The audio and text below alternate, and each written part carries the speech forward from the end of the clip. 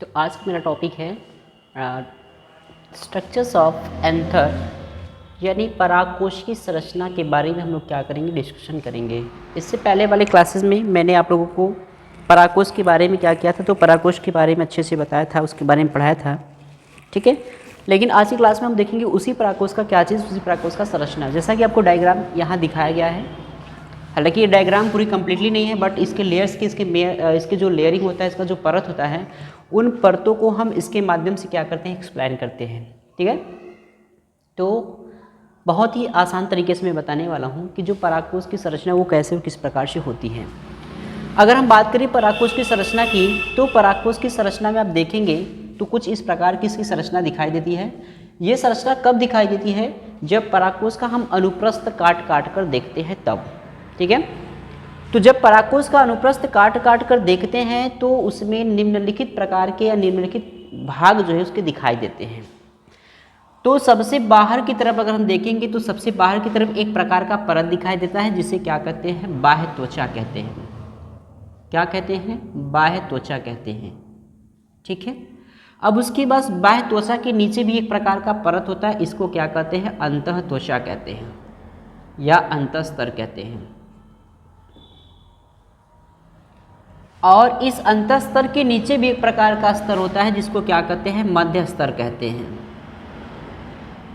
क्या कहते हैं इसको, मध्य स्तर। और इस मध्य स्तर के नीचे भी एक प्रकार का क्या पाया जाता है, तो एक प्रकार का स्तर पाया जाता है, जिसको क्या कहते हैं, टेपिटम कहते हैं। क्या कहते हैं, टेपिटम कहते हैं। और इसके नीचे भी एक प्रकार की संरचना पाई जाती है, इसको क्या कहते हैं, सूक्ष्म बीजाणु ऊतक कहते हैं। क्या कहते हैं, सूक्ष्म बीजाणु ऊतक कहते हैं, ठीक है। सूक्ष्म बीजाणु जनन, बीजाणु जनन ऊतक, ठीक है। ये संरचना आपको देखने को मिलते हैं। ये संरचना कब देखने को मिलते हैं, जब हम परागकोश का क्या करते हैं, जब हम परागकोश का अनुप्रस्थ काट कर देखते हैं तो ये सारी संरचना हमें क्या करते हैं, दिखाई देते हैं। सबसे पहले इसमें हमें समझना है कि ये होता क्या है। तो परागकोश, मैंने बताया कि परागकोश जो होता है ये पुमंग का एक हिस्सा होता है, पुमंग का एक भाग होता है। क्योंकि पुमंग को अगर हम देखें तो पुमंग के दो भाग मिलेंगे, पहला परागकोश, दूसरा क्या मिलता है, तंतु। तो यहाँ पे हम लोगों ने परागकोश के बारे में डिस्कस किया, तो वही उसी परागकोश की संरचना पे क्या कर रहा है, चर्चा करना है हमें। तो परागकोश की अगर हम बात करें तो यहाँ पे लिखेंगे, सबसे पहली बात इसमें क्या लिखेंगे, सबसे पहली बात लिखेंगे कि जब परागकोश का अनुप्रस्थ काट कर देखते हैं तो इसके निम्नलिखित भाग दिखाई देता है, ठीक है। तो मैं यहाँ पे लिख दूँ, परागकोश का क्या चीज, परागकोश का अनुप्रस्थ काट देखने पर इसके निम्न भाग क्या होते हैं, निम्न भाग दिखाई देते हैं, ठीक है। इसके निम्न भाग दिखाई देते हैं। इतनी बातें सबको समझ में आ गई। जब हम लोग परागकोश का अनुप्रस्थ काट कर देखते हैं तो ये पता चलता है कि परागकोश जो होता है इसके निम्नलिखित क्या होते हैं, इसके निम्नलिखित भाग होते हैं। और वो कौन कौन से भाग होते हैं, तो सबसे पहला भाग इसका होता है बाह्य त्वचा। क्या हो जाएगा, बाह्य त्वचा हो जाएगा। और इसकी दूसरा भाग क्या होता है, दूसरा भाग हो जाएगा इसका अंतःस्तर होता है। और तीसरा भाग क्या हो जाएगा, तो तीसरा भाग हो जाएगा इसका मध्य स्तर हो जाएगा। और इसके चौथे हिस्से कौन से हो जाएंगे, तो चौथा हिस्सा हो जाएगा इसका टेपिटम। क्या हो जाएगा, टेपिटम हो जाएगा। और इसका जो पांचवा हिस्सा होगा वो कौन सा होगा, वो होगा सूक्ष्म बीजाणु जनन ऊतक। क्या हो जाएगा, सूक्ष्म बीजाणु जनन ऊतक।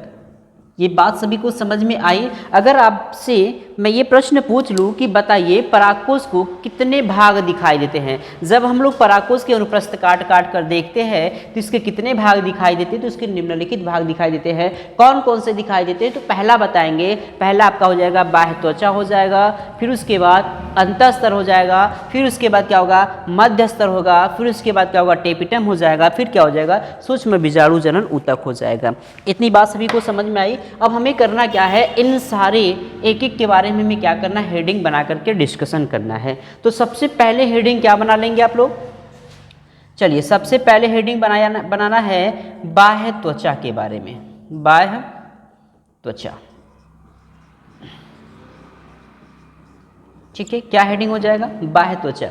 अब बाह्य त्वचा किसे कहते हैं, एकदम ध्यान से आप लोग समझिएगा और इस चीज़ को सुनिएगा, एकदम क्लियरली चीज़ें एकदम आपको इजीली तरीके से मैं बताने वाला हूँ, तो आपको रटने की कोई ज़रूरत नहीं है। एकदम आसान तरीके से मैं बताऊँगा, एकदम सिंपल लैंग्वेज में, एकदम आसान से आसान भाषा में बताने का प्रयास कर रहा हूँ। आप इसे ध्यान से सुनिए और नोटबुक पर अपनी नोट करते चलिए सारी बातों को। अगर नहीं समझ में आते हैं तो प्लीज़ कमेंट करके हमें बताएं कि आपको यहाँ पे नहीं समझ में, जिस टॉपिक में या जिस हेडिंग में अगर आपको दिक्कत है किसी प्रकार का तो आप हमें कमेंट करके बताएं।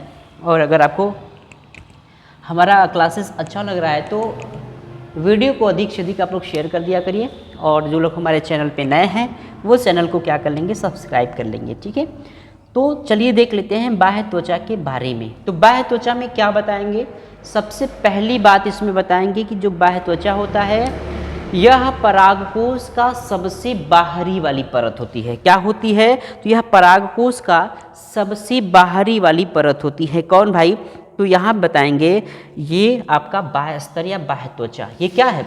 अब देखिए ये चीज़ें दिख रहा है, ये परागकोश का क्या है, तो ये जो दिख रहा है संरचना, ये सब ये क्या है, ये सबसे बाहरी, पूरा परागकोश की संरचना है। और इस पूरे परागकोश की संरचना में सबसे बाहर जो दिखाई दे रहा है, इस प्रकार से बना है, तो सबसे बाहर वाली परत को ही क्या कहते हैं, तो सबसे बाहर वाली परत को क्या कहते हैं, बाह्य त्वचा कहते हैं। बात सभी को समझ में आ गई, क्या कहते हैं इसको, बाह्य त्वचा कहते हैं। अब अगर आपसे पूछा जाए कि बताइए परागकोश के सबसे बाहरी परत को क्या कहते हैं, तो परागकोश के सबसे बाहरी परत को बाह्य त्वचा कहते हैं। इतनी बात समझ में आई सभी को। परागकोश के सबसे बाहरी वाली परत को क्या कहते हैं, बाह्य त्वचा कहते हैं। इसकी पहली पॉइंट सुन में आ गई। और जो एक परतों से क्या होती है, जो एक परतों से घिरी होती है। आप देख रहे हैं कि ये जो चीज़ है ये सिर्फ और सिर्फ एक परत होता है। अगर इसके ऊपर ऐसे हम कर देंगे तो क्या हो जाएगा, दो परत हो जाएगा। लेकिन ये जो बाह्य त्वचा होती है वो कितने परत से घिरी होती है, तो वह एक परत से क्या होती है, घिरी होती है। बात सभी को समझ में आ गया। बाह्य त्वचा किसे कहते हैं, तो यहाँ पे सिर्फ दो बातें बतानी है। सबसे पहला पॉइंट कि बाह्य त्वचा जो होता है यह परागकोश का सबसे बाहरी वाला क्या होता है, तो परागकोश का सबसे बाहरी वाला परत होता है, जो कितने परतों से घिरा होता है, तो जो एक परतों से क्या होता है, यह एक परतों से घिरा होता है। तो यहाँ पे हम नोट क्या कर देंगे, यहाँ पे नोट कर देंगे कि यह जो होता है परागकोश का सबसे बाहरी आवरण होता है या बाहरी परत होता है, जो एक परतों से क्या होता है, तो एक परतों से घिरा होता है। ठीक है, इसके बाद इसमें एक इसका काम क्या होता है, जो इसका काम होता है यह परागकोश के स्फुटन में क्या करती है, तो ये परागकोश की स्फुटन, ये परागकोश की सुरक्षा प्रदान करती है। तो यह परागकोश को क्या करता है, तो यह परागकोश को सुरक्षा प्रदान करता है। बात सभी को समझ में आ गया।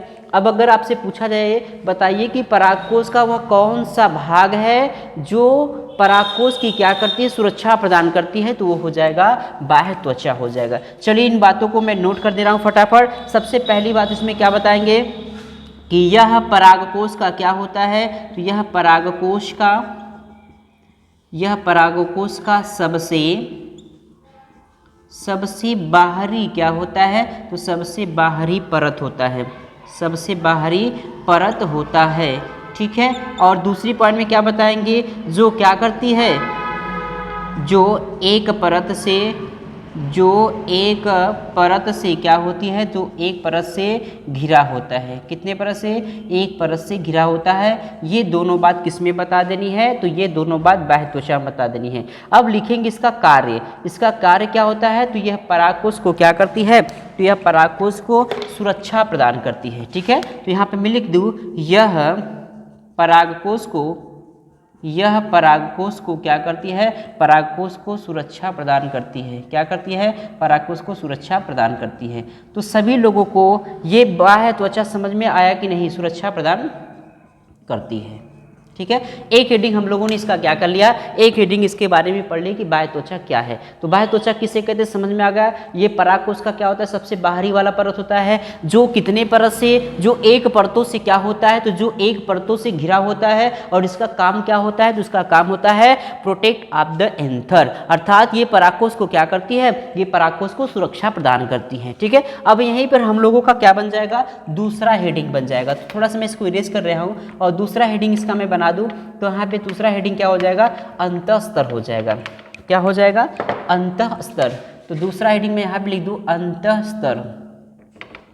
ये भी एकदम सिंपल है। अंतःस्तर किसे कहते हैं, तो अंतःस्तर का मतलब हम बताएंगे कि जो बाह्य त्वचा होता है, जस्ट बाह्य त्वचा के नीचे, किसके, बाह्य त्वचा, ये जो देख रहे हैं ना, ये बाह्य त्वचा है। इसी बाह्य त्वचा के नीचे वाली जो परत होती है, इस बाह्य त्वचा के नीचे वाली परत को क्या कहते हैं, अंतःस्तर कहते हैं। ठीक है, अब इसके नीचे जो इस प्रकार से एक परत देखने को मिल रहा है, इसके नीचे वाले परत को हम क्या कह देंगे, इसके नीचे वाले परत को हम लोग अंतःस्तर कह देंगे। तो ये क्या हो जाएगा, ये आपका जो परत दिख रहा है ये अंतःस्तर हो जाएगा। सभी लोगों को समझ में आया।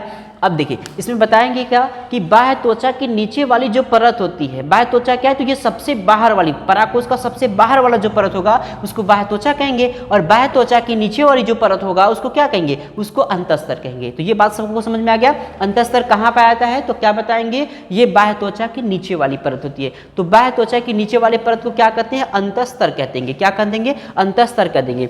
और यह भी क्या होता है, तो यह भी एक परतों से क्या होता है, तो यह भी एक परतों से घिरा होता है। सेम बातें यहाँ पे भी बता देना है। जैसे कि आपका बाह्य त्वचा एक परत से घिरा हुआ था, जस्ट ये भी क्या है, अंतःस्तर भी क्या होता है, एक परत से क्या होता है, घिरा होता है। तो ये दोनों बातें इसकी समझ में आ गई सभी लोगों को। अब देखिए ये क्या करता है, ये परागकोश की, इसका काम क्या होता है, इसका काम होता है परागकोश के स्फुटन में सहायता करना। ठीक है, क्या करता है, तो परागकोश के स्फुटन में सहायता करते हैं। अगर आपसे प्रश्न पूछा जाए, बताइए कि वह परागकोश का वह कौन सा भाग है, परागकोश का वह कौन सा परत है, या परागकोश का वह कौन सा भाग है जो परागकोश की सुरक्षा प्रदान करती है। बताइए फटाफट कमेंट करके बताइए, कौन ऐसा इसका भाग है जो परागकोश की क्या करती है, तो परागकोश की सुरक्षा प्रदान करती है। तो क्या बताएंगे, बाह्य त्वचा। अब दूसरा सवाल क्या है, वह कौन सा, यानी परागकोश का वह कौन सा हिस्सा है, वह कौन सा भाग है जो क्या करती है, जो परागकोश के स्फुटन में सहायता करती है। तो वो हो जाएगा आपका अंतःस्तर। चलिए इन तीनों पॉइंट को यहाँ पे नोट कर देते हैं। सबसे पहली पॉइंट क्या बताएंगे, अंतःस्तर जो होता है, यानी बाह्य त्वचा के नीचे वाले, किसके, बाह्य त्वचा के नीचे वाली परत को अंतःस्तर कहते हैं। क्या कहते हैं, अंतःस्तर कहते हैं। सभी को समझ में आ गई बातें, क्या कह देंगे, अंतःस्तर कह देंगे। जो कितने परतों से, जो एक परतों से क्या होती है, जो एक परतों से घिरा होता है, जो एक परतों से क्या है, तो एक परतों से घिरा होता है। बात सभी को समझ में आ गया। अब इसका काम क्या होता है, तो इसका कार्य जो होता है, इसका कार्य होता है परागकोश के स्फुटन में क्या करना, तो परागकोश के स्फुटन में, स्फुटन मतलब जानते हैं, स्फुटन मतलब फटना, परागकोश को फटने में। तो परागकोश के स्फुटन में क्या करता है, तो परागकोश के स्फुटन में सहायता करता है। क्या करता है, सहायता करता है। तो ये दोनों बातें आपको समझ में आए कि नहीं, बाह्य त्वचा किसे कहते हैं और अंतःस्तर किसे कहते हैं, बातें समझ में आ गए। बाह्य स्तर के काम क्या होते हैं, तो परागकोश को सुरक्षा प्रदान करना, और अंतःस्तर का काम क्या होता है, तो परागकोश को क्या करता है, परागकोश के स्फुटन में सहायता करना। अब हम बात करेंगे इसकी तीसरी परत। तो तीसरी परत क्या हो जाएगा, तीसरी परत हो जाएगा इसका मध्य स्तर। ठीक है, तो मैं इसको थोड़ा सा इरेज कर दूं। हेडिंग क्या हो जाएगा हम लोगों का, मध्य स्तर हो जाएगा। एकदम सिंपल है, आप लोग एकदम रटने की एकदम बिल्कुल भी प्रयास मत कीजिएगा, सिस्टम से आप इसको देखिए आराम से, और माइंड को कंसंट्रेट करके देखेंगे तो सारा चीज़ आपको यहीं का यहीं याद हो जाएगा। ठीक है, चलिए तीसरा हेडिंग हम लोगों का क्या हो जाएगा, मध्य स्तर बन जाएगा, मिडल लेयर बन जाएगा। क्या बन जाएगा, मिडल लेयर, यानी मध्य स्तर। अब मध्य स्तर जो होता है, मध्य स्तर की अगर हम बात करें तो यह जो होता है, यह अंतःस्तर के नीचे वाला परत है। आप एक लाइन तो आप जोड़ेंगे, जो पहले बाहर होगा उसके नीचे, तो ये किसके नीचे की परत होती है, तो यहाँ पे देखिए आप देख रहे हैं, ये वाला यहाँ पे देखेंगे इस प्रकार से, ये आप दिख रहे हैं, ये आपका अंतःस्तर, इसके नीचे वाला जो परत दिख रहा है, ये इसी को क्या कहते हैं, इसी को मध्य स्तर कहते हैं। तो मध्य स्तर जो होता है, मध्य स्तर जो होता है यह अंतः स्तर के नीचे वाला परत होता है। किसके नीचे वाला? मध्य स्तर जो होता है यह अंतः स्तर के नीचे वाला क्या होता है? परत होता है, जो 1 से 3 परतों से क्या होता है? घिरा होता है। अभी आप लोगों ने देखा कि ये जो दोनों परत था वो सिर्फ और सिर्फ एक परत से घिरा हुआ था, लेकिन आपका जो मध्य स्तर है वो 3 परतों से घिरा है। यहाँ पे देखिए जैसे एक ये हो गया, 1 2 3, ये 3 परत है ना, ये तीनों परत क्या है? ये तीनों परत अंतः स्तर मध्य स्तर कहलाते हैं। क्या कहलाते हैं? मध्य स्तर कहलाते हैं। बात सभी को समझ में आ गया? मध्य स्तर किसे कहते हैं? तो मध्य स्तर में आप बताएंगे कि यह अंतः स्तर के नीचे वाला परत होता है। किसके नीचे वाले? अंतः स्तर के नीचे वाले परत होते हैं। और दूसरे पॉइंट में क्या बताएंगे? दूसरे पॉइंट बताएंगे जो 1 से 3 परतों से क्या होता है? तो 1 से 3 परतों से यह घिरा होता है। ठीक है, कितने? 1 से 3 परतों से क्या होता है? तो 1 से 3 परतों से घिरा होता है। अब इसकी काम क्या होते हैं? इसका काम बता देंगे। ये क्या करती है? तो ये पराग मातृ कोशिका, सूक्ष्म बीजाणु मातृ कोशिका या फिर लघु बीजाणु मातृ कोशिका का क्या करती है? निर्माण करती है। समझ में आ गया? किसका किसका?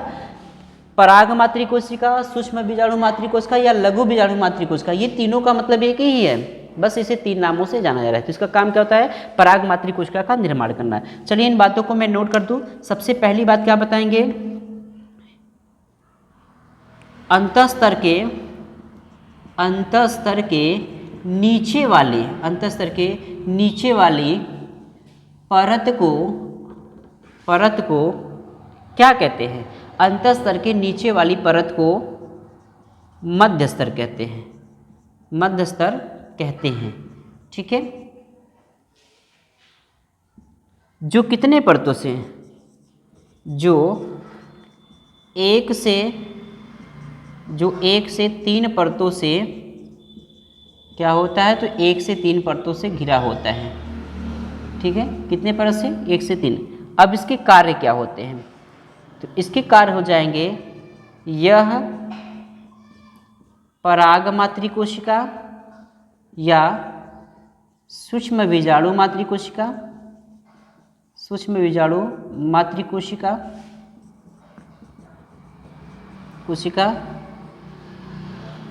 का निर्माण करती है। ठीक है, निर्माण करती है। बात सभी को समझ में आ गया?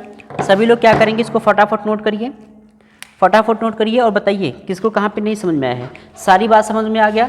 अंतः स्तर क्या है, पहले बाह्य स्तर क्या है, मध्य स्तर क्या है, और आपका ये बाह्य त्वचा क्या है, और आपका अंतः स्तर क्या है, मध्य स्तर क्या है, और इन सब के ये कौन कौन से परत होते हैं, कहाँ पाए जाते हैं, और इनके क्या क्या फंक्शन होते हैं। सभी लोगों को बातें समझ में आई नहीं आई हैं? अगर सभी लोगों को बातें समझ तो फटाफट कमेंट करके बताएं हमें। नोट करिए, फटाफट नोट करिए सभी लोग।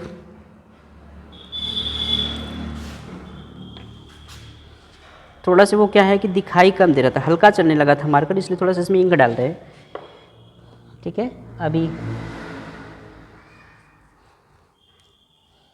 चलिए, तो अब हम अगले लेयर की बात करेंगे। तो अगला लेयर हमारा क्या हो जाएगा? अगला लेयर हमारा हो जाएगा टेपिटम। क्या हो जाएगा? टेपिटम हो जाएगा। तो इन बातों को नोट कर लिए हैं, तो मैं इसको डिलीट कर, थोड़ा सा इसको मैं इरेज कर दे रहा हूँ।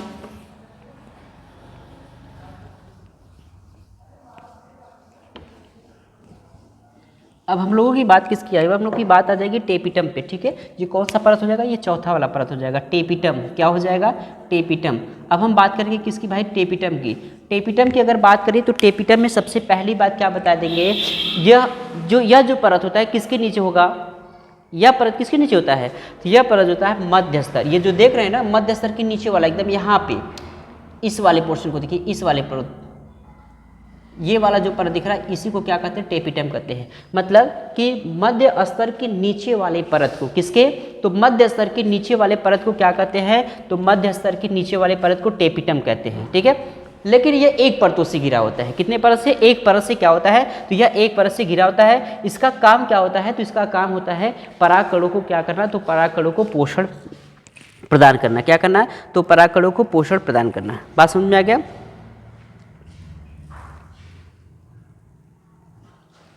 परागकणों सूक्ष्म बीजाणु मातृ कोशिका को या पराग मातृ कोशिका को पोषण प्रदान करना होता है। किसको? पराग मातृ कोशिका को। चलिए मैं इसका लिख दूं। आप लिखेंगे कि यह स्तर, या ऐसे लिख दे, मध्य स्तर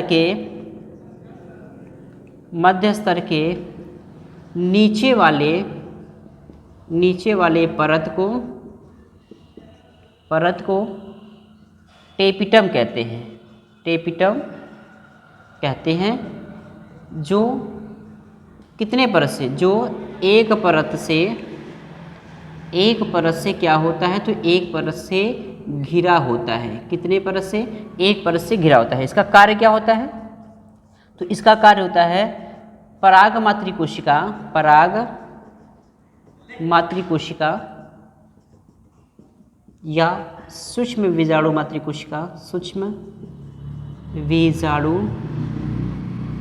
मातृकोशिका को क्या करना? मातृकोशिका को पोषण प्रदान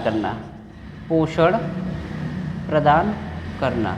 ठीक है, इसका ये क्या होता है? काम होता है। अब हम लोग का जो लास्ट टॉपिक है, लास्ट हेडिंग क्या हो जाएगा? सूक्ष्म बीजाणु जनन ऊतक। तो अगली हेडिंग हम लोग का हो जाएगा सूक्ष्म बीजाणु जनन ऊतक। ठीक है, इस हेडिंग को पढ़ने से पहले मैं आपसे कुछ प्रश्न पूछ रहा हूँ, फटाफट कमेंट करके बताइएगा। चलिए, सबसे पहला प्रश्न है कि परागकोश के सबसे बाहरी परत को क्या कहते हैं? बताइए, परागकोश के सबसे बाहरी परत को क्या कहते हैं? तो मैं बता दूं, परागकोश के सबसे बाहरी परत को क्या कहते हैं? बाह्य त्वचा कहते हैं। अगर आपसे प्रश्न पूछा जाए कि बताइए परागकोश का वह कौन सा परत है, परागकोश का वह कौन सा परत है जो एक से लेकर के 3 परतों तक क्या होता है? तो 1 से 3 परतों तक घिरा होता है। पता है आप लोगों को कौन सा परत होता है? बताइए फटाफट कि परागकोश का वह कौन सा परत है जो 1 से 3 परतों से क्या होता है? घिरा होता है। तो क्या बताएंगे? मध्यस्तर बताएंगे। क्या बता देंगे? मध्यस्तर। अब वह कौन सा परागकोश का वो कौन सा परत है जो परागकोश को सुरक्षा प्रदान करती है? क्या हो जाएगा? बाह्य त्वचा हो जाएगा। अगला प्रश्न क्या पूछा जाएगा कि परागकोश का वो कौन सा स्तर है, वह कौन सा परत है जो परागकोश के स्फुटन में क्या करती है? परागकोश के स्फुटन में सहायता करती है। ठीक है, बताइए परागकोश के स्फुटन में सहायता करने वाले परत का नाम बताइए। तो वो हो जाएगा आपका अंतस्तर हो जाएगा। और मध्य स्तर का काम क्या होता है? तो ये पराग मातृकोशिका क्या करती है? निर्माण करती है। और यहीं पर टेपिटम जो होता है इसे क्या करते हैं? पोषण प्रदान करता है। ठीक है, ये सारी बातें आप लोग को समझ में आ गई। अब हम लोग पढ़ेंगे अगला टॉपिक। अगला इसमें देखेंगे सूक्ष्म बीजाणु ऊतक। ठीक है, किसके बारे में पढ़ेंगे? सूक्ष्म बीजाणु ऊतक के बारे में क्या करते हैं? सूक्ष्म बीजाणु ऊतक के बारे में हम डिस्कशन करते हैं। तो सूक्ष्म बीजाणु ऊतक की बात करते हैं, इसका निर्माण सूक्ष्म बीजाणु मातृकोशिका या फिर लघु बीजाणु मातृकोशिका से होती है। यानी यह कह सकते हैं कि सूक्ष्म बीजाणु ऊतक जो होते हैं इसका निर्माण सूक्ष्म बीजाणु मातृकोशिका या पराग मातृकोशिका से होती है। ठीक है, यहाँ पे कुछ बताना है, बस यहाँ पे बताना है कि इसका निर्माण यानी जो सूक्ष्म बीजाणु जनन ऊतक है इसका निर्माण सूक्ष्म बीजाणु मातृकोशिका या पराग मातृकोशिका से क्या होता है? इसका निर्माण होता है। इसका काम क्या होता है? इसका काम होता है ये क्या करता है? ये अर्धसूत्री विभाजन करके परागकण का क्या करती है? निर्माण करती है। ठीक है, बात समझ में आ गया? तो यहाँ पे लिख क्या देंगे? इसका निर्माण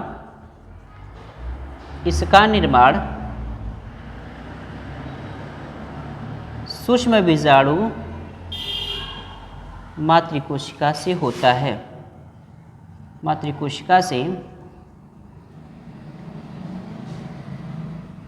होता है। ठीक है, इसका काम क्या होता है? तो ये क्या करते हैं? ये अर्धसूत्री विभाजन करके अर्धसूत्री विभाजन करके, तो मैं यहाँ लिख दूँ यह अर्धसूत्री विभाजन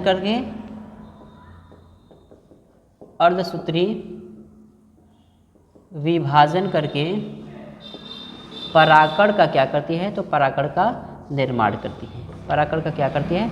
निर्माण करती है। बात सभी को समझ में आ गई? तो ये पूरी बात किसकी रही? ये पूरी बात रही परागकोश की संरचना के बारे में। तो परागकोश की संरचना में शायद लास्ट रीडिंग आप लोग नहीं समझेंगे, सूक्ष्म बीजाणु जनन ऊतक। मैं इसके बारे में एक बार फिर से बता दूं। सूक्ष्म बीजाणु ऊतक में बताना क्या है कि जो सूक्ष्म बीजाणु ऊतक होते हैं इसका निर्माण जो होता है ये पराग मातृकोशिका से या फिर सूक्ष्म बीजाणु मातृकोशिका से होता है। किससे होता है? पराग मातृकोशिका या सूक्ष्म बीजाणु मातृकोशिका से इसका निर्माण होता है। और इसका काम क्या होता है? इसका काम होता है अर्धसूत्री विभाजन करके परागकणों का क्या करना है? निर्माण करना। ठीक है, तो ये पूरा टॉपिक आप लोग को समझ में आ गया होगा कि परागकोश की संरचना में कितने परत होते हैं और कौन कौन से काम होते हैं। ठीक है, अब हम बात करेंगे अगले दिन की क्लास में परागकोश की क्या चीज़? तो परागकोश का विकास। तो परागकोश का विकास के बारे में हम क्या करेंगे? अगले दिन की क्लास में डिस्कस करेंगे। यदि आपको ये सारा लेक्चर हमारा समझ में आया है तो मैं आपसे कुछ प्रश्न पूछ रहा हूँ जिसका आंसर आपको क्या करना है? कमेंट बॉक्स में लिख करके बताना है। ठीक है, तो चलिए हम पहले प्रश्न की तरफ बढ़ लेते हैं। अगर आप हमारे प्रश्नों का उत्तर दे देते हैं तो इसका मतलब मैं समझूंगा कि हमारे द्वारा जो पढ़ाए जाते हैं वो सारे टॉपिक आपको क्या हो रहा है? समझ में आ रहा है।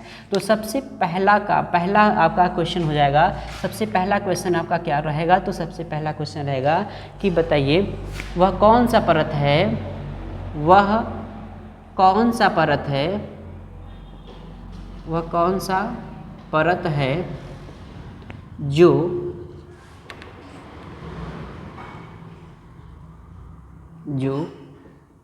परागकोश के स्फुटन में सहायता करता है, स्फुटन में सहायता करता है। ठीक। और दूसरा प्रश्न क्या हो जाएगा? दूसरा प्रश्न हो जाएगा कि परागकोश का वह कौन सा परत है, परागकोश का वह कौन सा परत है, कौन सा परत है जो 1 से 3 परतों से घिरा रहता है, 1 से 3 परतों से घिरा रहता है। लास्ट आपका क्वेश्चन हो जाएगा। लास्ट क्वेश्चन क्या हो जाएगा? लास्ट क्वेश्चन होगा कि परागकण का